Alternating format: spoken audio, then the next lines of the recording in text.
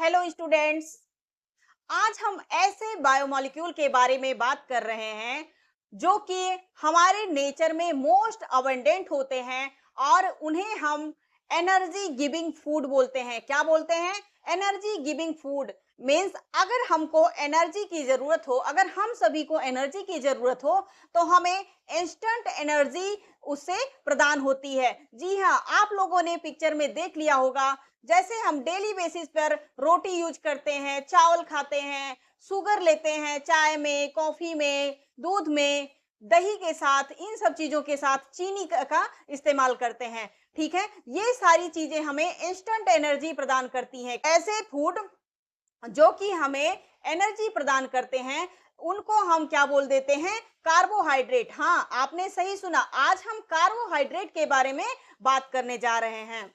ठीक है, आप लोगों ने सुना होगा हॉस्पिटल में किसी को ग्लूकोज का ड्रिप दिया जाता है। वो ग्लूकोज का ड्रिप भी क्या होता है? एक प्रकार का कार्बोहाइड्रेट होता है, एक प्रकार का कार्बोहाइड्रेट होता है जो कि जो मरीज होता है उसको इंस्टेंट एनर्जी, जो वीकनेस अगर आती है उसको, या कुछ भी कोई भी प्रॉब्लम होती है तो उसको इंस्टेंट एनर्जी की जरूरत होती है तो उसको ड्रिप दिया जाता है। मीन्स जैसे हम लोग आसान भाषा में बोले तो उसको ग्लूकोज चढ़ाते हैं। क्या चढ़ाते हैं? ग्लूकोज चढ़ाते हैं। एकदम नॉर्मल भाषा में, देहाती भाषा में अगर हम उसको बोल दें तो आप लोगों ने सुना होगा, अरे फला आदमी को ग्लूकोज चढ़ रहा है। ठीक है, तो वो ग्लूकोज क्यों चढ़ता है बच्चों? वो ग्लूकोज इसलिए चढ़ता है कि उसकी जो बॉडी जो लूज हो गई है, जो कि अभी उसको वर्क करने में थोड़ा सा एनर्जी की जरूरत होती है, वो एनर्जी उसको प्रदान की जाती है। किसके? ड्रिप के रूप में। किसके रूप में? ड्रिप के रूप में। तो हम आइए उसी कार्बोहाइड्रेट की बात करते हैं। आज हम बात करेंगे कार्बोहाइड्रेट क्या होते हैं और ये कितने प्रकार के होते हैं। ठीक है, तो चलिए स्टार्ट करते हैं।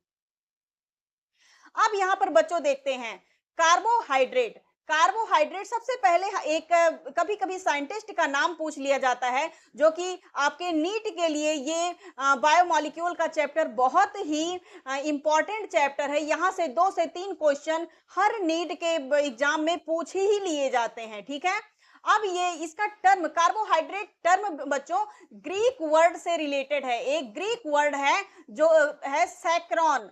आप लोगों ने देहाती भाषा में कहते सुना होगा, भैया हमको शक्कर दे दो थोड़ा सा। क्या? हमको शक्कर चाहिए, या 1 केजी शक्कर ले आना। वो शक्कर, शक्कर का मतलब होता है स्वीटेस्ट सब्सटेंस। क्या होता है? Sweetest substance.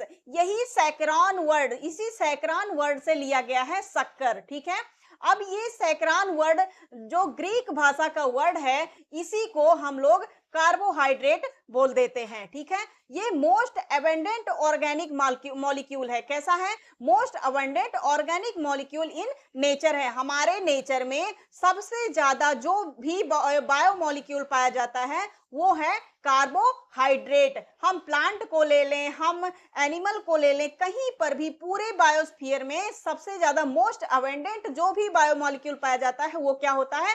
कार्बोहाइड्रेट होता है, जो कि प्लांट्स के द्वारा प्रोड्यूस किया जाता है। फोटोसिंथेसिस एक प्रोसेस होता है, फोटोसिंथेसिस, जो कि पौधे अपना भोजन बनाते हैं और उसी फोटोसिंथेसिस में ये कार्बोहाइड्रेट स्टोर किया जाता है। उसी फोटोसिंथेसिस में ये कार्बोहाइड्रेट बच्चों बनाया जाता है पौधों के द्वारा, प्लांट्स के द्वारा। ठीक है, अब ये होते क्या हैं? ये होते हैं, हमने यहां पर लिख के रखा है, देखो, ये हाइड्रेट्स और ऑफ कार्बन होते हैं। मींस कार्बन, हाइड्रोजन और ऑक्सीजन के कंपाउंड होते हैं, जो कि एक निश्चित अमाउंट में, निश्चित रेशियो में एक साथ केमिकल बॉन्ड के द्वारा जुड़ करके बने होते हैं, जिसे हम हाइड्रेट्स ऑफ कार्बन बोल देते हैं या फिर वाटर ऑफ कार्बन बोल देते हैं। मींस कार्बन का पानी बोल देते हैं। ठीक है, अब इसका जो रेशियो होता है कार्बन, हाइड्रोजन और ऑक्सीजन का, ये 1:2:1 के रूप में होता है बच्चों। 1:2:1 के रेशियो में होता है। इसे, इसका फार्मूला हम लिख सकते हैं CH2ON। CH2ON मीन्स ये H2O पानी है और ये कार्बन। कार्बन, अगर पानी के साथ कार्बन जुड़ रहा है इसका मतलब ये कार्बोहाइड्रेट है। ठीक है, नेक्स्ट आते हैं हम। लेकिन अब ये जो हमने बोला 1:1 1:1 के रूप में कार्बोहाइड्रेट होते हैं, पहले ये वैज्ञानिकों का मानना था। लेकिन इसमें कुछ एक्सेप्शंस देखे गए, अब यहाँ पे बच्चों हम एक फार्मूला लिखे हुए हैं, यहाँ पे देखिए CH3COOH। ये एक मिनट, कितने, 2 कार्बन हैं, कार्बन कितने हैं, 2 कार्बन हैं, हाइड्रोजन कितने हैं, 4 हैं, और ऑक्सीजन कितने हैं, 2 हैं। अब इसका भी अगर हम रेशियो देखें तो 1:2:1 के रूप में इसका रेशियो आ रहा है। लेकिन बच्चों ये क्या है, ये फार्मूला है सिंपल फैटी एसिड का, सिंपलेस्ट फैटी एसिड, जिसे हम एसिटिक एसिड बोल देते हैं। क्या बोल देते हैं, एसिटिक एसिड बोल देते हैं। ये फार्मूला सिंपल फैटी एसिड का है। तब वैज्ञानिकों ने सोचा इसके कुछ और तरीके, इसका कार्बोहाइड्रेट का एक मेन डिफिनेशन देने को, क्या मेन डिफिनेशन देने को, यहाँ पे आते हैं, हमने लिखा है, यहाँ पे देख लीजिए आप लोग, यहाँ पे अब यहाँ पे उन्होंने जब कार्बोहाइड्रेट का हम स्ट्रक्चर बना के आप लोगों को समझाएंगे। इसमें इन्होंने कहा कि OH ग्रुप का जो नंबर है ये मोर देन 2 होना चाहिए, और कार्बन का नंबर भी ऑलवेज मोर देन 2 होना चाहिए। इसीलिए सिंपलेस्ट शुगर जो है ये ट्राइयोस शुगर होता है। क्या होता है, 3 carbon compound trios sugar. Means इसका अगर हम सिंपल फार्मूला लिखें तो C3H6O3 होगा। क्या, C3H6O3 होगा। मीन्स 1:2:1 के रेशियो में आएगा। बट ये इसका जो कार्बन का नंबर और हाइड्रोक्साइड का नंबर मोर देन 2 होना चाहिए। अब इसका सिंपलेस्ट जो ट्राइयोस शुगर है, सिंपलेस्ट फार्मूला फॉर्म जो है इसका, ये ग्लिसरल्डिहाइड है। क्या है बच्चों, ग्लिसरल्डिहाइड है। इसका फार्मूला है CH2OH, CH2CH2CHOH। मींस इसमें कार्बन का जो नंबर है आप देख रहे हैं, 3 कार्बन है, और यहाँ पर 6 हाइड्रोजन है और 3 ऑक्सीजन है। ठीक है, कितने, यहाँ पे कार्बन की संख्या 3 हो गई, हाइड्रोजन की संख्या 6 हो गई, और ऑक्सीजन की संख्या 3 हो गई। ठीक है, अब ये तब अब इसका फार्मूला हम, इसका डिफिनीशन क्या लिखेंगे, हाइड्रेट्स ऑफ कार्बन लिखेंगे, और उन हाइड्रेट्स में हाइड्रोक्साइड का नंबर, OH ग्रुप का नंबर मोर देन 2 होना चाहिए, कार्बन का नंबर भी मोर देन 2 होना चाहिए, तभी हम उसको एक कार्बोहाइड्रेट मानेंगे। क्या, तभी हम उसको एक कार्बोहाइड्रेट मानेंगे। अब यहाँ पे आते हैं बच्चों, ठीक है, हमने एक्सेप्शन देख लिया। अब लेकिन कार्बोहाइड्रेट्स और 2 टाइप्स के हो सकते हैं, एल्डोज, और उसका जो ग्रुप है उसमें उसके पास कौन सा ग्रुप है, एल्डिहाइड ग्रुप है या फिर कीटोज ग्रुप है, कौन सा, एल्डिहाइड ग्रुप है या फिर कीटोज ग्रुप है। उसके बेसिस पे 2 टाइप्स के कार्बोहाइड्रेट होते हैं, मींस एल्डोलेज और कीटोज। ये सारे आपके एनसीईआरटी के गिवन डेटा हैं बच्चों, इसको अच्छे से नोट कर लीजिएगा। ठीक है, अब इसमें हमने 2 एग्जाम्पल दिए हुए हैं, एक ग्लूकोज और एक फ्रक्टोज, 2 एग्जाम्पल लिया हुआ है। अब ये ग्लूकोज जो है ये एक एल्डोज शुगर है। कैसा शुगर है, एल्डोज शुगर। मींस इसमें जो ग्रुप है इसमें CHO ग्रुप है। कौन सा, CHO मींस एल्डिहाइड ग्रुप है। अभी हम इसका फार्मूला लिख के दिखाते हैं आप लोगों को। और इसमें कीटोज ग्रुप है। कौन सा ग्रुप, कीटोज ग्रुप है बच्चों। इसमें कौन सा ग्रुप है, कीटोज ग्रुप है। ठीक है, अब ये फार्मूला, अब यहाँ पे देख लिए, हम ग्लूकोज का फार्मूला अगर हम आप लोगों को लिख के दिखाते हैं तो एक ग्लूकोज कितने कार्बन का होता है, सबसे पहले हम सिंपलेस्ट फार्मूला लिख लेंगे, C6H12O6। ये है ग्लूकोज का फार्मूला, ग्लूकोज का फार्मूला। अगर हम इसका स्ट्रक्चर देखेंगे तो हमने क्या बताया कि इसके ऊपर कौन सा ग्रुप होता है, एल्डिहाइड ग्रुप। तो हम एक एल्डिहाइड ग्रुप ले लेते हैं, इसमें कार्बन की संख्या देखिए कितनी है, 6 है। ये एल्डिहाइड ग्रुप का कार्बन लेकर के 6 होगा बच्चों। तो 1 carbon plus 2 carbon plus 3 carbon plus 4 carbon plus 5 carbon plus 6 carbon. अब 6 कार्बन में CH2 OH हम जोड़ देंगे। कितना जोड़ देंगे? CH2OH। अब हम यहाँ पर नीचे से लिखेंगे एक H और OH, HOH। अब ये OH इधर थर्ड नंबर के कार्बन पे OH इधर आ जाएगा और H इधर आ जाएगा। यहाँ पे दोबारा से H इधर आ जाएगा और OH इधर आ जाएगा। ये एक ग्लूकोज का फार्मूला है। कैसा? ग्लूकोज का फार्मूला है। ठीक है, ये किसका स्ट्रक्चर बना लिया हम लोगों ने? ग्लूकोज का स्ट्रक्चर। ठीक है, अब यहीं पे ये एल्डिहाइड ग्रुप है। कौन सा ग्रुप है? CHO group, aldehyde group. अब यहीं पे अगर हम फार्मूला लिख दे किसका? फ्रक्टोज का। कौन सा फार्मूला? फ्रक्टोज का। तो यहाँ पर ये जो ये ग्रुप है H, ये दोनों H उठ करके यहाँ पे चला जाएगा, मीन्स CH2OH। कौन सा? CH2OH। अब यहाँ आ जाएगा C डबल बॉन्ड O। ठीक है, उसके बाद सेम फार्मूला वैसे ही रहेगा, OH CH। यहाँ पे फिर C, कितने C हो गए? 1 2 3 4 5 6, CH2OH। अब यहाँ पे हम लिख लेते हैं, H आ जाएगा, OH आ जाएगा, H आ जाएगा, OH आ जाएगा। ये हो गया कौन सा? फ्रक्टोज। मीन्स इसमें कीटोज ग्रुप है। कौन सा ग्रुप है? कीटोज ग्रुप है। ठीक है, अब ये फार्मूला, अब यहाँ पे दोनों में कौन कौन सा? केवल एक स्ट्रक्चर का डिफरेंस है। ठीक है, इसीलिए स्ट्रक्चर मीन्स कौन सा ग्रुप उससे रिलेटेड है, कीटोज ग्रुप का है या एल्डिहाइड ग्रुप का है, उसमें एल्डोज और कीटोज आ जाएंगे। ठीक है, नेक्स्ट देख लेते हैं बच्चों। ये हो गया, ये तो हो गया कार्बोहाइड्रेट का डिफिनीशन। अब हम देख लेते हैं कार्बोहाइड्रेट कितने प्रकार के होते हैं, मीन्स उसका क्लासिफिकेशन हम देखेंगे। कार्बोहाइड्रेट मेनली बच्चों 3 तरह के होते हैं। कौन से?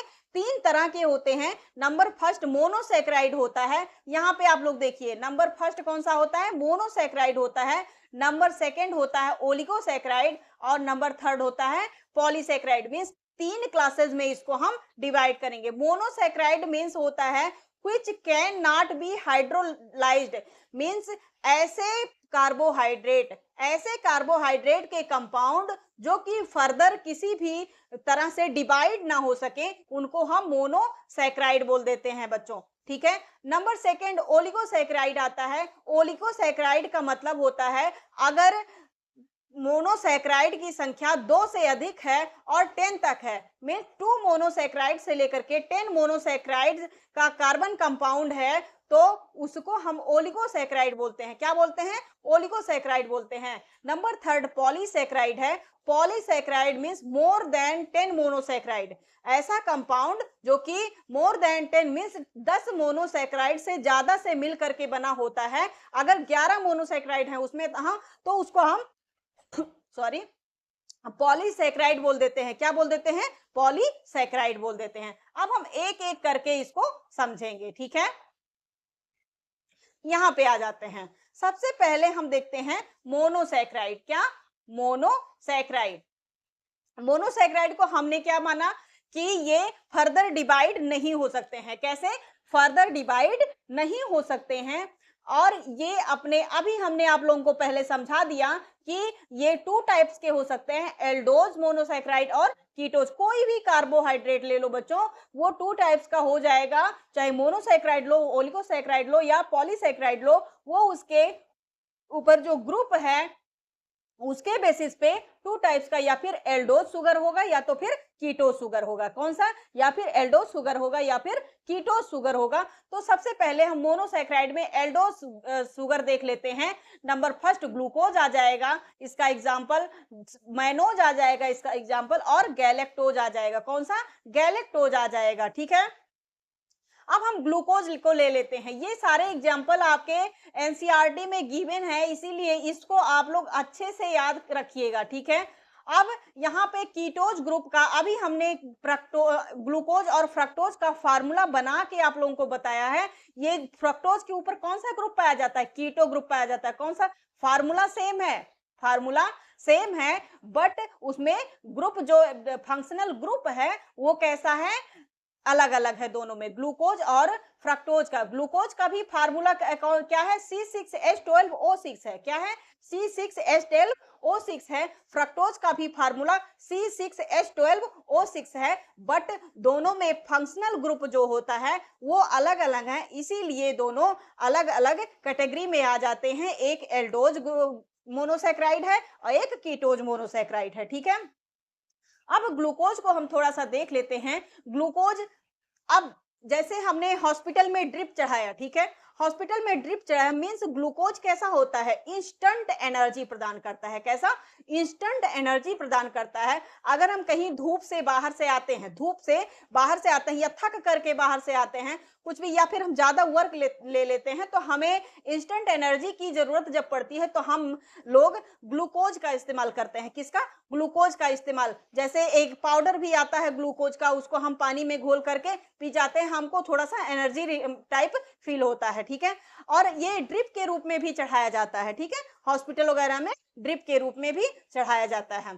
ठीक है, glucose also called as dextrose. क्या, डेक्सट्रोज भी बोल देते हैं इसको, ब्लड शुगर भी बोलते। अब ब्लड शुगर क्यों बोल देते हैं, अब ब्लड शुगर क्यों बोल देते हैं ये बताइए। ब्लड शुगर इसलिए बोलते हैं, सॉरी बच्चों, क्योंकि ग्लूकोज जो होता है ये ब्लड में तुरंत इंसॉल्युबल हो जाता है, ब्लड में तुरंत मिल करके हमको इंस्टेंट एनर्जी प्रदान करता है। कैसा, इंस्टेंट एनर्जी ब्लड में तुरंत मिल करके, इसीलिए ये ड्रिप के द्वारा भी चढ़ाया जाता है, हमारे ब्लड में तुरंत ये डाल दिया जाता है ड्रिप के द्वारा, और ये हमको इंस्टेंट एनर्जी मतलब तत्काल एनर्जी प्रदान करता है, मतलब तुरंत एनर्जी प्रदान करता है। ठीक है, मेन रेस्पिरेटरी शुगर भी है ये ये क्या है, मेन रेस्पिरेटरी शुगर भी है। इसको डेक्सटोज शुगर बोलते हैं, ग्रेप शुगर बोल देते हैं, या फिर ब्लड शुगर बोल देते हैं।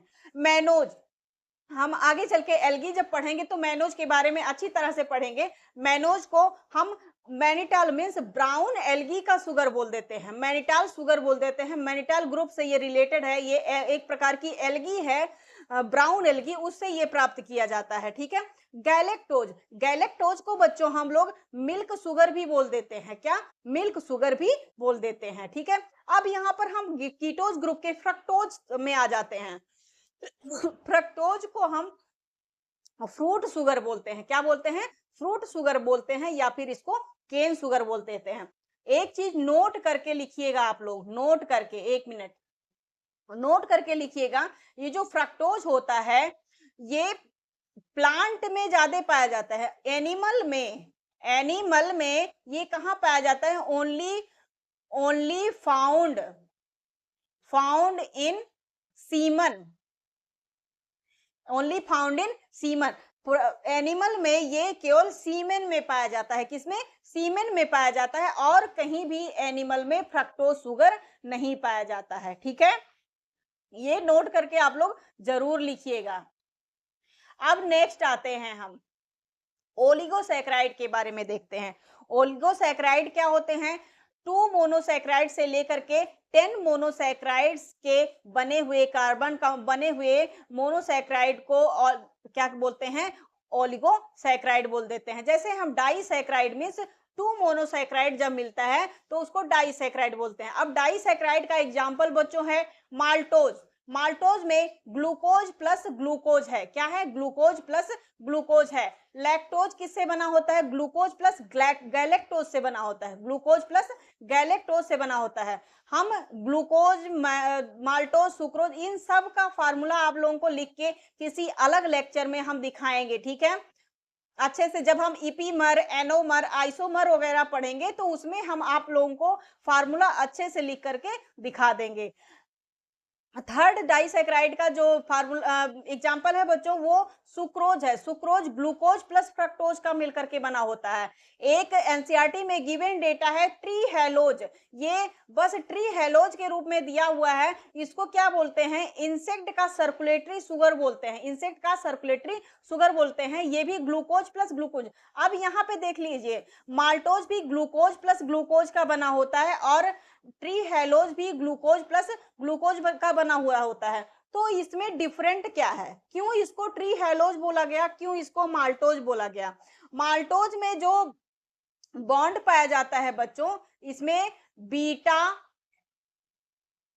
बीटा 1,4 ग्लाइकोसिडिक बॉन्ड पाया जाता है, ग्लाइकोसिडिक बॉन्ड पाया जाता है। और इसमें जो ट्री हेलोज है, इसमें अल्फा 1,1 ग्लाइकोसिडिक बॉन्ड पाया जाता है, अल्फा 1,1 ग्लाइकोसिडिक बॉन्ड पाया जाता है। ये बॉन्ड वगैरह हम आपको किसी अलग लेक्चर में बताएंगे, ठीक है। अब इसीलिए ये अलग होता है, ट्री हेलोज में अल्फा 1,1 ग्लाइकोसिडिक बॉन्ड पाया जाता है और माल्टोज में बीटा 1,4 ग्लाइकोसिडिक बॉन्ड पाया जाता है, ठीक है।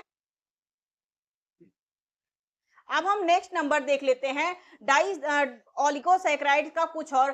3 सैकेराइड से मिलकर के बना हुआ होता है रैफिनोज, 4 सैकेराइड से मिलकर के बना होता है स्टैक्योज। अब आपकी एनसीईआरटी में एक चीज दिया हुआ है, रैफिनोज और स्टैक्योज जो होते हैं ये फ्लोएम में पाए जाते हैं। कहाँ पे? फ्लोएम में पाए जाते हैं। और ये क्या करते हैं, जो फूड होता है, प्लांट का जो फूड होता है, मीन्स सुक्रोज जो होता है, उसको ट्रांसपोर्ट करने में हेल्प करते हैं। कैसे?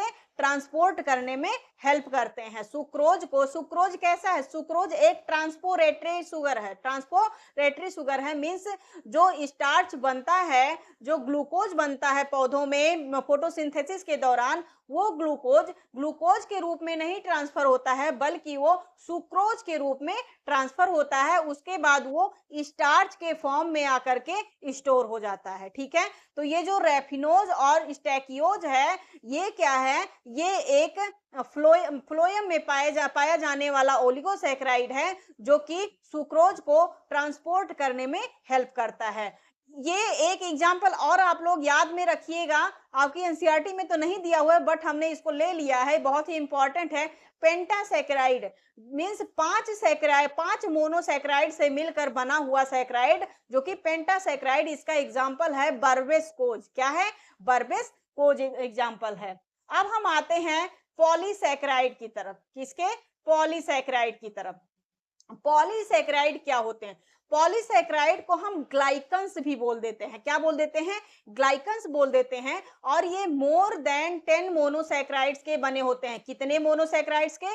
मोर देन 10 मोनोसैकेराइड्स के बने होते हैं, जिन्हें हम पॉलीसैकेराइड्स के बोल देते हैं। और इसको ग्लाइकन्स भी बोलते हैं। क्या बोलते हैं? ग्लाइकन्स भी ये मेनली 2 टाइप्स के होते हैं। अब इनमें जैसे अगर हम मोनोसैकेराइड को जोड़ रहे हैं, मोनोसैकेराइड को अगर हम जोड़ रहे हैं, तो ये एक प्रकार का भी मोनोसैकेराइड का कंपाउंड हो सकता है और डिफरेंट टाइप्स के भी मोनोसैकेराइड के कंपाउंड हो सकते हैं। तो उसके बेसिस पे पॉलीसैकेराइड 2 टाइप्स के होते हैं। नंबर 1 होमोपॉलीसैकेराइड और नंबर 2 हेटेरोपॉलीसैकेराइड। कौन कौन से? होमोपॉलीसैकेराइड और हेटेरोपॉलीसैकेराइड। अब यहाँ पे हम होमोपॉलीसैकेराइड को देख ले। होमोपॉलीसैकेराइड फर्दर 2 टाइप्स में डिवाइड किया गया है, उसके फॉर्म में, कि वो किस फॉर्म में प्रेजेंट होता है। वो स्टोरेज फॉर्म में प्रेजेंट होता है या फिर उसका स्ट्रक्चरल कंपाउंड बनाता है। क्या बनाता है? स्ट्रक्चरल कंपाउंड बनाता है। तो अगर वो स्टोरेज फॉर्म में वो प्रोड्यूस होता है, स्टोर होता है, तो उसको हम स्टोरेज होमोपॉलीसैकेराइड बोल देते हैं। और इसका एग्जाम्पल है बच्चों स्टार्च, ग्लाइकोजन, इन्यूलिन और डेक्स्ट्रिन। क्या? डेक्स्ट्रिन। और बहुत सारे एग्जाम्पल हैं, लेकिन आपके एनसीईआरटी में यही गिवन है, ठीक है। डेक्स्ट्रिन जो होता है ये बैक्टीरिया में पाया जाता है। कहाँ पे? बैक्टीरिया में पाया जाता है। इन्यूलिन को हम डहेलिया स्टार्च भी बोल देते हैं। क्या बोल देते हैं? Dahlia starch. डहेलिया स्टार्च ये कंपोजिटी फैमिली के मेंबर में पाया जाता है बच्चों। किसमें? कंपोजिटी फैमिली के मेंबर में पाया जाता है। ग्लाइकोजन आप लोग जानते ही होंगे, स्टार्च। अब एक और क्वेश्चन आता है कि जो ये सोडियम क्लोराइड को होल्ड करने की क्षमता किसमें होती है बच्चों? तो स्टार्च में और ग्लाइकोजन में। स्टार्च भी 2 टाइप्स के होते हैं, एक होता है एमाइलोज और दूसरा होता है एमाइलोपेक्टिन। तो एमाइलोपेक्टिन, क्या? एमाइलोपेक्टिन और ग्लाइकोजन जो होता है वो क्या होता है? सोडियम क्लोराइड को क्या करता है? कैच करने की क्षमता रखता है, क्योंकि इसमें ब्रांचिंग पाया जाता है। कैसा?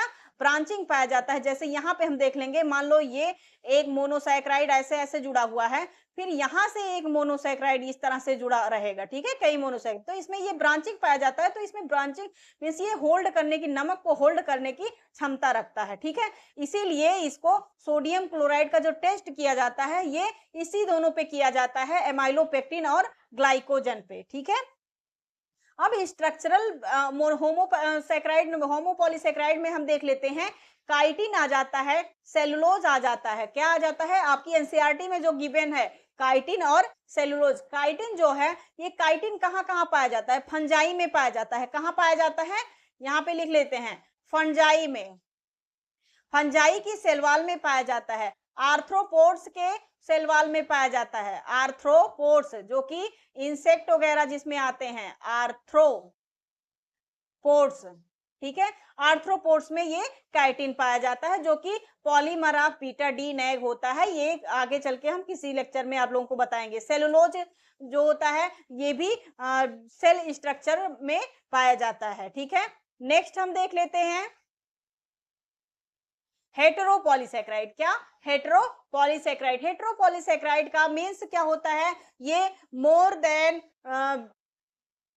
मीन्स दो या दो से अधिक प्रकार के मोनोसैकेराइड से मिलकर के बने होते हैं। कितने, मीन्स ये डिफरेंट मोनोसैकेराइड्स के मिलकर, डिफरेंट टाइप ऑफ मोनोसैकेराइड से मिलकर के बने होते हैं, इसीलिए हम इसको हेटेरोपॉलीसैकेराइड बोल देते हैं। इसका एग्जांपल जो है बच्चों, ये है पेप्टिडोग्लाइकन, जो कि बैक्टीरियल सेल वॉल में पाया जाता है। कहाँ पे पाया जाता है, बैक्टीरियल सेल वॉल में पाया जाता है। हाइलुरोनिक एसिड, जिसे हम एनिमल सीमेंट भी बोल देते हैं। क्या बोल देते हैं, एनिमल सीमेंट बोल देते हैं, जो कि साइनोवियल फ्लूइड में पाया जाता है। कहाँ पे, साइनोवियल फ्लूइड में पाया जाता है, अम्बिलिकल कार्ड में पाया जाता है। जब आप देखते हैं बच्चा और मां के बीच जो कनेक्शन होता है वो अम्बिलिकल कार्ड और प्लेसेंटा के द्वारा होता है। तो जो अम्बिलिकल कार्ड जो बच्चे का पार्ट होता है उसमें ये हाइलुरोनिक एसिड पाया जाता है। एगार एगार, एगार एगार जब हम एल्गी पढ़ेंगे तो आप लोगों को बताएंगे। एगार एगार भी एक प्रकार का हेटेरोपॉलीसैकेराइड है।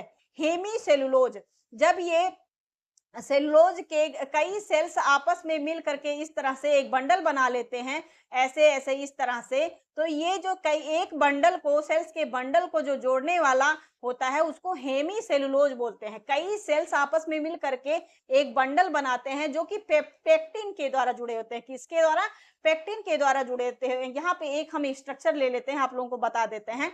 मान लो ये एक सेल वॉल लिया हमने, ये एक सेल लिया इधर, और यहाँ पे एक सेल, प्लांट सेल की बात कर रहे हैं हम, किसकी, प्लांट सेल की। अब यहाँ पे एक मिनट और, ये है इसका, ऐसे ये सेल वॉल पाई जाती हैं, ठीक है, इस तरह से। अब यहाँ पे जो ये मिडिल लैमेला पाया जाता है, जो कि उसके सेल डिवीजन के दौरान बनता है। मिडिल लैमेला सेल डिवीजन के दौरान जो बनता है, ये मिडिल लैमेला बच्चों ये पेक्टिन का बना होता है। किसका, पेक्टिन का बना होता है। इसीलिए इसको, पेक्टिन को हम प्लांट सीमेंट बोल देते हैं। क्या बोल देते हैं, प्लांट सीमेंट। यहाँ पर प्लाज्मोडेस्मेटा होता है जो कि सेल टू सेल कनेक्शन का काम करता है, ठीक है। सेल टू सेल किसका काम करता है, कनेक्शन का काम करता है। अब ये हेमीसेलुलोज का पेक्टिन, ये जो है मिडिल लैमेला है, ये पेक्टिन का बना होता है, जिसमें भी कैल्शियम पेक्टेट आ जाता है, कैल्शियम पेक्टेट आ जाता है और मैग्नीशियम पेक्टेट आ जाता है। क्या आ जाता है, मैग्नीशियम पेक्टेज आ जाता है। अब इसी तरह से कई सेल मिल करके, इसी तरह से कई सेल मिल करके एक ऐसे बंडल की तरह बनाते हैं बच्चों, बंडल की तरह। एक बंडल इधर भी आ गया मान लो, इस तरह से कई सेल मिल करके एक बंडल इधर भी, तो जो इन दोनों बंडलों को ये जोड़ता है इसको हम हेमीसेलुलोज बोल देते हैं, हेमीसेलुलोज, ठीक है। इसको क्या बोल देते हैं, हेमीसेलुलोज बोल देते हैं। इसी वजह, तो ये सब एक हेटेरोपॉलीसैकेराइड हो गए। कौन से पॉलीसैकेराइड, हेटेरोपॉलीसैकेराइड हो गए। तो आज के वीडियो में हमने क्या जाना, कार्बोहाइड्रेट्स क्या होते हैं और कितने प्रकार के होते हैं। मिलते हैं किसी और लेक्चर में और कुछ क्वेश्चंस भी हम इसके कराएंगे, तो आप लोग हमारे चैनल में बने रहिएगा। अगर आप लोगों को जरा भी इंफॉर्मेटिव लगा हो ये वीडियो, तो आप लोग हमारे चैनल को सब्सक्राइब करिएगा, बेल आइकन को दबाइएगा आगे आने वाले वीडियोज के नोटिफिकेशन के लिए। थैंक यू, बाय बाय सभी को।